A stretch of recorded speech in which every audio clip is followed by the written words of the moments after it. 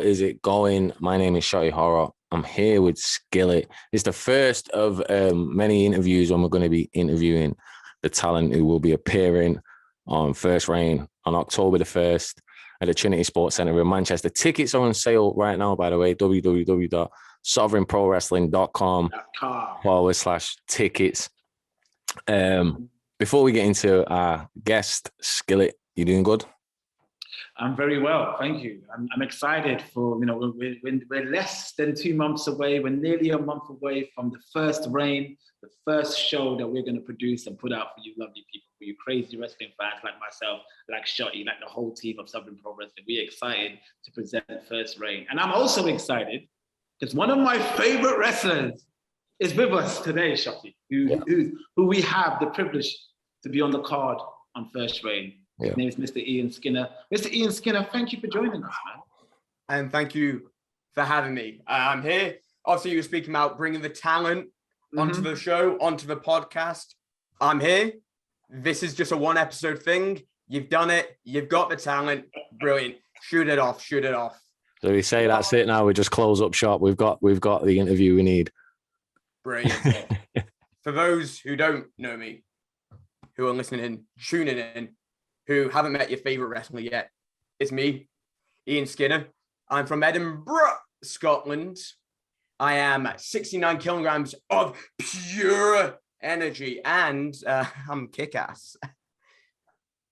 Well, that's what we love about you, man. Your confidence, your energy. I don't know if you know much about myself. I just want to kind of like introduce myself formally on this platform. So obviously, myself. This isn't an icebreaker game. It's fine. We're not at work. Right. We don't do a Zoom call. We're not doing icebreaker. Like, okay, I get it. Oh, I'm Ryan Skillit. I'm coming in from a set of Squid Games. We get it. You're quirky. You're funky. You've got racing stripes. You've got the Go Faster stripes on your Zoom background. That's cool. That's sick. I respect you. Okay. Right. We don't need to do the handshaking and introductions. My mistake. Don't have any hot dogs on me, so we're all good. Okay. I stand corrected. Thank you. Sorry, apologies. Skillit, you said this is one of your favorite wrestlers, so you knew not to do that. I just love. He's like, you know what he reminds me of? Because I've been a diehard wrestling since I was 4 years. Before you even say it, I know. Okay, I know. I'm the Chael Sonnen of British wrestling. Okay, that's who I remind you of. Not in the fighting record, apart from that one match with Anderson Silva. Yes. However, I could fight Anderson Silva, but I need to be drunk. General question: do you guys think you could beat Anderson Silva if you were drunk? I don't think I could. I don't know what drunk me would say. See? Actually, I think me and Shotty, we're on the money. We know that, hey, we can be unpredictable. You know, a little bit of bevy on the guy. Right, come on. Confidence is like the first obstacle that you face. If you don't think that you can take Anderson Silva, have you seen Anderson Silva now? Come on. If we're talking about Anderson Silva now, then yeah. I mean, I didn't know you were talking about now. Sorry, I stand corrected. I mean, I'm scared of spiders, but I could beat Anderson Silva. There's three things I'm scared of, right? And that's the thing. None of these in any case relate to wrestling. There's no way that you can bring these into a wrestling ring. So I'm scared of spiders, nightmares, and people who sit at the back of a bus. So reasonable fears. Reasonable fares.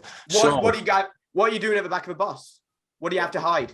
What's the deal here? What's if you get on a bus and you go up the stairs and Anderson Silva is sat on the back of the bus, what are you going to do at that point? Well, what would you A, fight Anderson Silva? B, just sit down probably near Anderson Silva.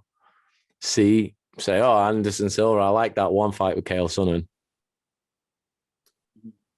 Yeah. One. It's A every time. Fight him.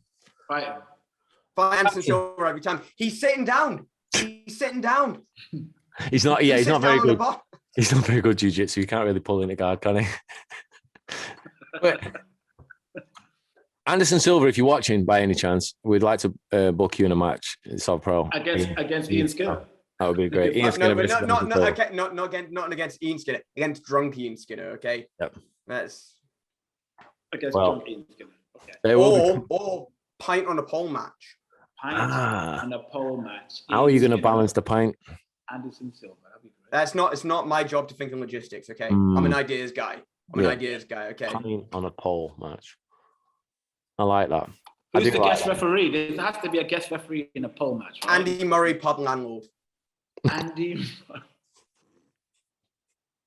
How did you figure that so quickly? I just don't understand. It's almost like he's been thinking about this match for years. I think this is what I'm thinking. I think I've just. Yeah, no, I'm committing to that. I'm not going to correct myself. Who wouldn't watch that? Who wouldn't watch Ian Skinner versus Anderson Silva in a pint on a pole match?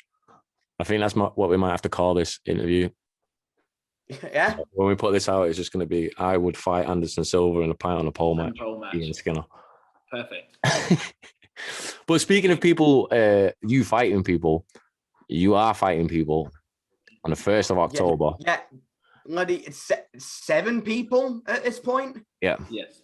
As we was booking the match, you was like, no more. Stop adding. Yeah. I think that was like Ian Skinner versus Simon Miller was a match in itself, and then Kid Bandit happened, and then everyone just like stopped thinking that it's a triple threat match. They just went, "Oh, great, Simon Miller versus Kid Bandit," and then another guy's there. And you've seen. Even though I was in the center of that poster. Was I like Linda McMahon, special guest referee? They're like, "Oh yeah, no." That's the best part of this Ian Skinner match. He gets to watch it live. Right. You did. You was kind of gradually pushed along in the graphic. You did start out at the center, and you. I'm still near the center. I'm taking umbrage because I'm behind Simon Miller and Stephanie Sterling, who's just like, oh, last minute, but center frame. Come on, Elliot, mate. Come on, we took a photo together at Carnival, and then you're just gonna be like, we'll just shift him to the side. We'll put him next to HT Drake or Yeston Reese or next to Smashing Mike. Smashing Mike. Like if they put Smashing Mike's dad in the match. Like that's an opponent I actually fear. Okay. You'd say you would rather you would feel more fear facing Smashing Mike's dad rather than Smashing Mike. What is it about Smashing Mike that doesn't that makes you feel like that? Well, he's taking the energy, side of things. He's gone, oh, Ian Skinner's got that pure energy thing going. I think I'll write that down. I like that word.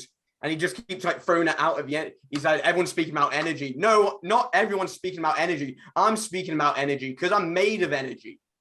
I mean, technically everyone's made of energy. Yeah. However, I'm the only one here made out of pure energy. Because it's the old Bruce Lee saying, water, you put it in a teapot, it becomes the teapot. Mm-hmm. You put it in a pipe, it becomes a pipe. Bloody love Kung Fu. Like that's my favorite Bruce Lee quote. Yeah. I bloody love Kung Fu. Bruce Lee. Right, look it up. He says that in the interview. And then he does and you just don't see it because he's so fast. That's like energy. Energy, you put energy, in a car and it's an electric car. You put energy in a roller coaster, kinetic energy, potential energy. Pure energy, that's what's inside of me. It's flowing, it's moving, it's dancing. But it's powerful. Ian, are you intimidated by any of the opponents you have to face? There's some big people in that match. Yeah, there's some great talent. Smashing Mike's dad's not in the match, so I'm not intimidated by anyone. Let's go through like the opponents that I've got ahead of me. Big Guns Joe, more like Big Guns No. Yeston Reese, more like get some vowels in your name. HD Drake, more like take some consonants from Yeston Reese and maybe you'll have a full name. Stephanie Sterling, it's Starro from the Swede Squad film. Great. Kid Bandit. Oh, I'm the protagonist. Well, some protagonists die at the end of a film. Oh, bars. Simon Miller. Ow, my head. Smashing Mike. I'm scared of your dad. And not much of a roast. More like smashing D's nuts across your face. There. Boom. Take that. Take that, Smashing Mike. Tweet about that. It's the first ever Crown Cup. It's actually going to be the first ever award or, kind of trophy, championship, accolade ever given out in Sovereign Pro Wrestling history.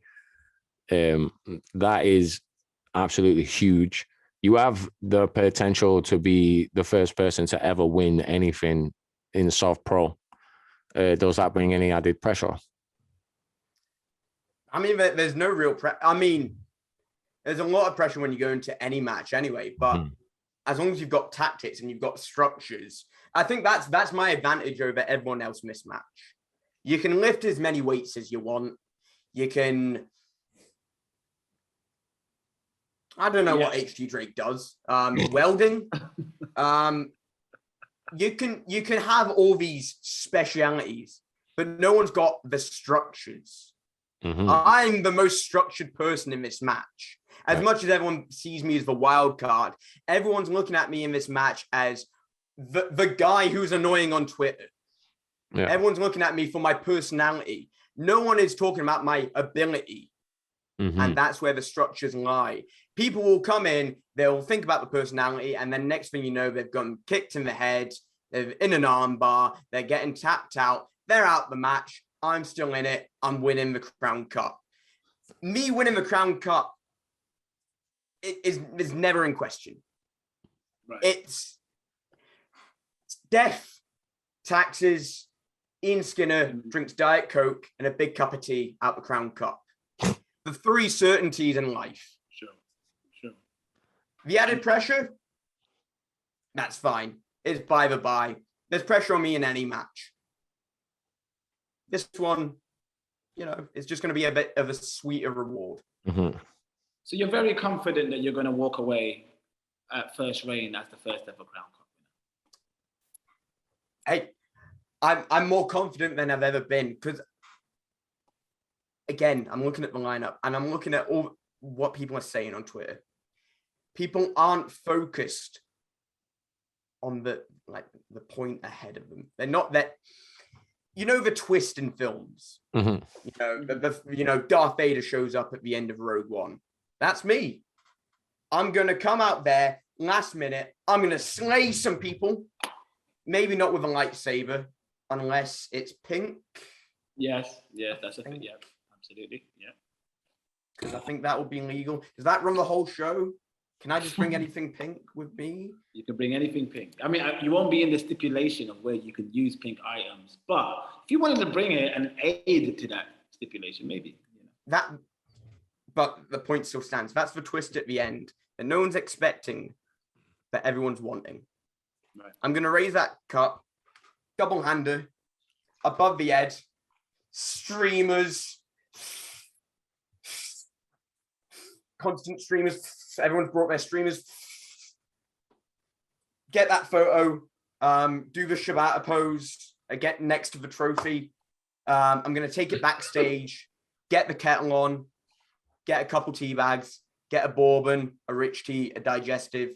I'm dunking those bad boys in that cup. I'm going to enjoy myself. And then, as I've said before, you've still not announced it. It's still vacant on my side. It may not be vacant by the time that this has come out, but it's still vacant on my side. I am waiting to be announced for the fatal four-way heavyweight Sovpro championship match. So I'm talking about double wins. It could be a triple win because not only could you be in you're in the Crown Cup match. Not only could you be a number one contender in the first ever Sovereign Pro Championship match, but am I right in thinking it's also your birthday weekend? Yeah, I mean the day after, 30th of September, Green Day. Wake me up when September ends. Hey, we get that, Skillit. Huh? Yeah, American Idiot. I got American Idiot. Huh? The musical. It's a good one. Thank you. Yeah. Let's talk about triple wins. I tell you what, RJ Singh, Benjamin Black, makers of cake. Nice Ian Skinner birthday cake there. So whoever wins that makes the cake. Harley Hudson will be there as well, and she can get another cake. You know, she can get a cake comparable to how many opponents she faces at that show. And I can get a cake comparable to the amount of opponents and the amount of adversity I have to go through at the first show. So, you know, there's an amount of cakes to be made. We will have to get right on to RJ Singh and Benjamin Black about that to get Ian Skinner cake. What would be your ideal birthday cake? Are we talking about design or are we talking about like all flavor? of it? Absolutely everything. Right. Can't be a Victoria sponge, but not people focus too much on the cream. Okay. I'm lactose intolerant. All right. Like cream, icing. Yeah, I can do without icing. You know, I'm on a diet. So, but I'm talking quality sponge, quality jam, a little bit of cream, a little bit of icing, just so you go, ooh, this is candy. I'm having fun. Talking design on top. And if this isn't the design on top, then I'm getting it tattooed on me. The Monopoly Man.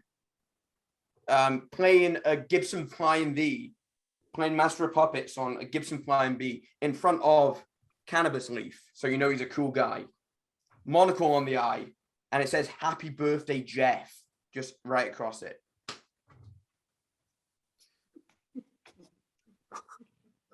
Sounds like it. Sounds like a good birthday cake. Well, it's mainly because it was one of the original tattoo ideas I had. I wanted to get that on my a throat piece. Yep. But they said that if I'm getting the Happy Birthday Jeff across, it'd be up here so no one would know if it was like Jeff's birthday. Who's Jeff? That guy from 22 Jump Street. So can we ask you about your start in the wrestling business? What inspired you to become the outstanding wrestler that you are? And you know, you come from Scotland. Was it how hard was that? Well, it's a very interesting journey. I began wrestling in 2015. That's when I first started training. And it took a while for me to actually, get the nuts and bolts of it down. Because I've got my fingers in many pies, like Benjamin Black and RJ Singh. Although theirs are literal pies, where mine are metaphorical pies. But in 2017 is when everything came together. Made my debut. I say 2017 is when I made my debut. I literally debuted on the 30th of December. Technically 2018. Technically 2017. It depends on how inexperienced or experienced you want me to be, because that 2 days does make a difference on a CV. Made my debut, and then everything just started rolling and snowballing. Sometimes I feel like I was late to the game, just depending on how long it took me to train to actually get onto a show. But I felt that a lot of opportunities lined up, and I believe everything, began to pick up and get rolling. End of 2019. It's funny I say that. End of 2019, I make my ICW debut in the garage in a losing effort against Luca DePazzi. Handsome, white teeth Italian man. Big guy. But I put up a lot of fight, and that's what people began to notice. The fight, the fire, the heart, the passion, the energy. A lot happened since 2019. But then I get back into wrestling end of 2020. And the ball starts rolling. And, since training with prestigious The Answer Joe Hendry, that snowball's just getting bigger and bigger and bigger, becoming a mainstay at Discovery Wrestling, from my hometown of Edinburgh, facing the likes of Francesco Akira, who's now IWGP Junior Tag Champion, Chris Ridgway, Noah GHC Junior Tag Champion, former Progress World Champion, Wrestle Carnival Pure Champion, Mark Haskins, British legend. I believe as much as 2010, 22 and 2021 have been my years, there's more to come. I hear what you're saying. Okay, that's a perfect answer. Thank you very much for that. So, I'm hungry. Before you kind of alluded to, people maybe overlooking your skill and ability as a wrestler down to like this huge personality that you have, and you are someone that riles people up on Twitter, and you do have the gift of the gab, as people say. Does it piss you off ever that people overlook your actual technical ability? I know you train with Joe Hendry, huge, big, strong wrestler, amazing fighter, and that's someone who you're training with day to day. There is some big, strong people in the Crown Cup match, but people do kind of overlook your ability and the fact that you're seasoned and trained for this kind of thing. Does that ever piss you off? It's interesting. When I first began wrestling, the first couple years of my career, I was known as the shooter. I've got a shoot background. I did Jujitsu, Thai boxing. I label myself, I'm Ian Skinner, I'm the shooter. I'm the guy you go to teach someone a lesson or put someone in their place. Yeah. But it appears that no one listened to that. As much as everyone loves wrestling and everyone wants to see the wrestler, it appears that, the personality is, getting a lot more attention. Mm-hmm. And I don't think it pisses me off as much as it pisses other people off. That I've got so much charisma, and, I've got more charisma in my pinky than they have in their whole back catalogue. They can have more matches than me. They can be more seasoned than me. They can be bigger, smarter, faster, stronger, but no one will be able to match me in the personality department. I've got so much personality that I'm bursting at the seams. What is the trajectory for Skinner in Sovpro? What do you see ABC being for Skinner in, like, let's say in the next 2 years? Let's say by third reign, where will Skinner be? So 3 years. Again, is this a job interview? Where do you see yourself in 3 years' time? Well, let's talk first reign right off the bat, winning the Crown Cup, getting that notoriety, taking that Crown Cup everywhere so people know about Sovpro, because the revolution is starting at that first reign. So people will be around and people will hear about second reign, third reign. People will be listening. They'll be seeing the trophies. They'll be seeing the championships, and they'll be put on notice. This is the show that everyone will be firing the CVs across for. Heavyweight championship, there's a lot of competition in that one. I'll be a little bit banged up. I'm only in it for the clout. If I take away that heavyweight beautiful championship for Sovpro, then it'll be a gamble, but it'd be a healthy gamble. I'm happy to defend that wherever, especially up in Scotland, where, especially Discovery Wrestling, where it's all about the wrestling. Even take it to ICW, get it on the network, give it a bit of clout, get those retweets out there. But that's the side objective for me. That's the one that if I want to build my XP and like get that diamond sword at the end, that's what I'm looking for. But I'm talking about making Sovpro the one that everyone's talking about. I'm talking about the matches that everyone's talking about. You said it on the previous podcast that you guys all had. We're wanting that VHS, tape trader, DVD culture back. Yeah. Absolutely. These matches, the Ian Skinner matches, will be the ones that you put onto the best of DVDs. Mm-hmm. Onto the VHSs. You're going to like downgrade it onto VHS, so people will be tape trading. People will be pirating streams just to see the Ian Skinner matches. We're talking Christian rock movies on YouTube. That's what we're talking about. We're talking about those highlight reels. We're talking My Sacrifice. We're talking Skillit. We're talking 3 Days Grace. People will be looking at Ian Skinner matches and going, "Oh, that was cool. I might do that. I might do that in my match. I might try that. I'll see if that works out." Uh-huh. That is the trajectory for Ian Skinner. By third reign, people will be waiting for that Ian Skinner match. They'll be waiting for that music to hit. They'll be going, "Oh man, this one's gonna be good. I better get I better get the donuts ready because this one is gonna be lit. Yes, I am very excited to see what you do on the first ever show of Southern Pro Wrestling.